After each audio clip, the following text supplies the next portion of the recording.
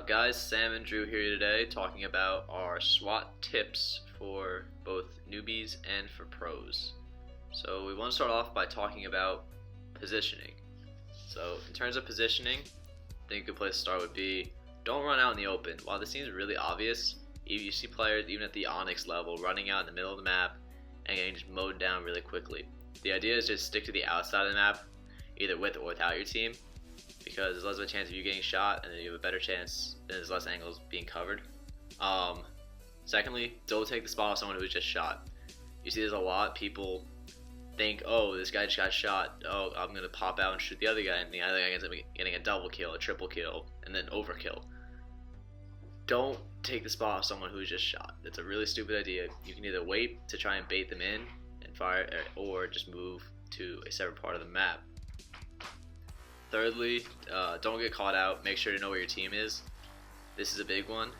If you don't know who's covering where, you can easily get caught. You can get assassinated since there's no radar, or you can just get popped from some random spot.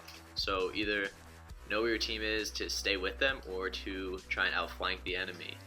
And lastly, know the map.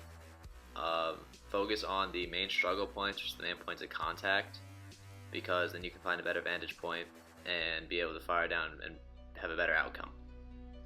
Finding high ground, like I just said, better vantage point. If you're firing down, chances are you're going to be aiming towards their head, because it's going to be down anyways. And then lastly, know where the spawns are. While not in love with the whole idea of spawn killing and spawn trapping, it's a viable idea. If you're losing and you need to come back, you can try and spawn trap people, based on the fact that wherever your team is, chances are the other team is going to be on the opposite area of the map where other spawns are. So see, maybe if you can try and flank. I would not really recommend doing this. It's kind of a last resort, also just not really fun for anyone. So the second topic we'd like to talk about is gameplay and how you play the game. So you could try shutting off your vibrations. This allows you to aim better with less movement in your hand. I don't really prefer this.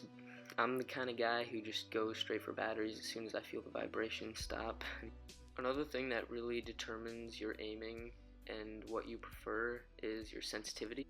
In SWAT, you're either given a pistol or a BR, and I find that if you're using a pistol, using a lower sensitivity is preferred, because you're usually just hitting that first shot. But on the other hand, if I'm using a BR, I like a higher sensitivity, so I can just drag scope because you're firing a 3-burst round. Also, when walking, always keep your sights aimed at head height so you can easily pull the trigger already aiming at the enemy's head.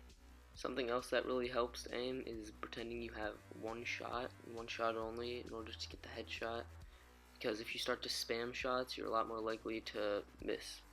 Also, know when to reload. Like, don't get caught reloading with enemies nearby. And be unpredictable. Don't just stand shooting the enemy, because you're likely to just get shot. Like strafe left, strafe right, jump and strafe, and all that kind of stuff.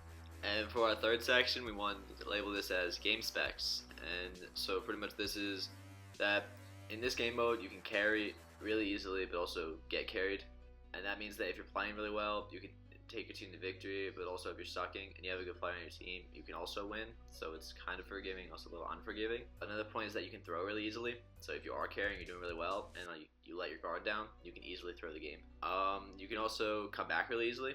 There are games where if you just wait in an area and you hold that area, you can get several kills for them trying to struggle to get that last kill. So the question is, can you YOLO queue in this game mode? Hell yeah, you can. You can easily carry, you can easily get carried. Lastly, before we end this video, I want to point out, remember, it's just a game. Remember to enjoy no matter what elo you're at. To just have fun and make it a good time. Thank you for watching this video. If you liked it, make sure to drop that like and subscribe, and we will come out with a new video later this week.